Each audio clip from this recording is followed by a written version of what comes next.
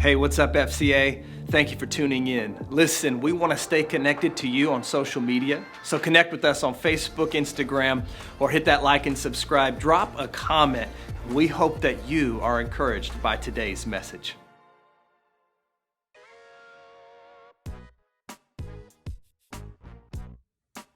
Hey, what's going on, everybody? Pastor Isaiah from Access Church in Lakeland, Florida, back again for week 3 of our devotional series. It's been great. We've been talking about taking care of your soul. Let me give you a quick recap. Week 1, we talked about what our soul is, which is it's really that computer system that's running everything else. It's that part of you that's hidden, that's super spiritual, that part of you that we can't see, that contains your choices and your feelings and your intents and your will, your emotions, all of that part that we can't see, man, that is your soul. We talked about that. Last week, we talked about 2 dangers of the soul. So I encourage you to go check that out.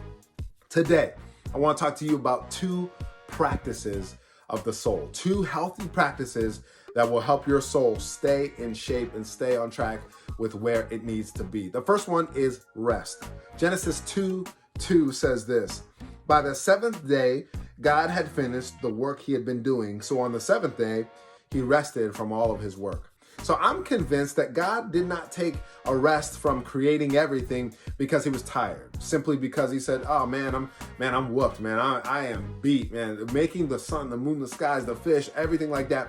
Oh man, that took a lot out of me. I'm tired. No. I don't think that's the case at all. Bible says later on that God is the God who neither sleeps nor slumbers. So he's awake all the time. So I don't think it was an issue of being physically tired. But I do think that God was doing something special in that he was setting the example for us.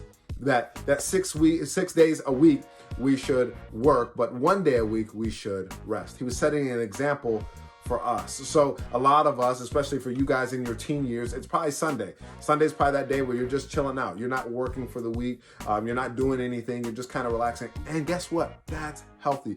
All of us need to do that. Our souls need time to rest. We talked about that a little bit last week.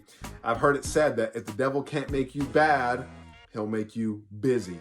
So rest is crucial to our souls. We need that time to rest and just breathe. Our souls need it. The number 2 thing that I believe is a great practice comes from Genesis 2, verse 15. Chapter 2, verse 15. The Lord God took the man, talking about Adam, and put him in the Garden of Eden to work it and to take care of it. So number 2 is responsibility.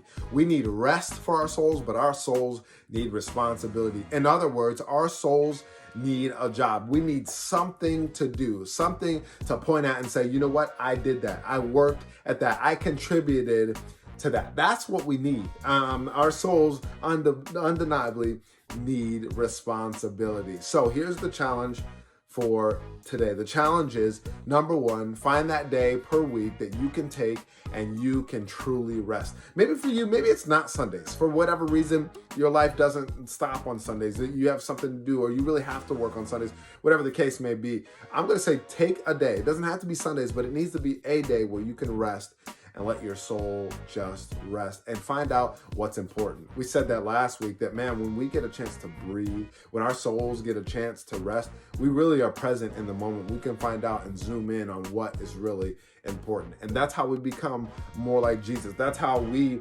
really get to be in the place where our life is what it could be and what it should be. But then also number 2, I'm gonna just be real practical, really blunt if I can. You need a job. Like you need, my mom would say, a job. You need something to do. You can't just sit around the house all day. Listen, I love that as much as the next person, but we all got to produce something. It was always God's intention. It was always in God's design that Adam be in the Garden of Eden, not just to hang out. That's part of it, but to work it and to take care of it, to have some sort of responsibility. So I'm going to just be real honest. Your parents, your grandparents, somebody in your life probably has been saying, turn in that job application. Go get a job application, do it, and then turn it in. Whatever they've been saying, you need to do that because we all need some responsibility. Our soul needs responsibility. For some of you, pretty soon here, you're going to be going off to college or maybe a trade school or vocational school. Whatever that looks like for you, do it.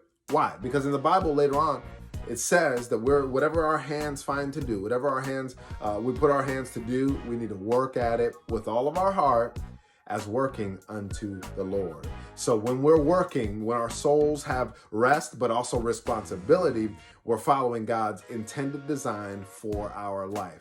That's what I have for you today. I hope it's encouraging. I'm going to see you next week as we conclude our series on taking care of your soul. God bless you. See ya.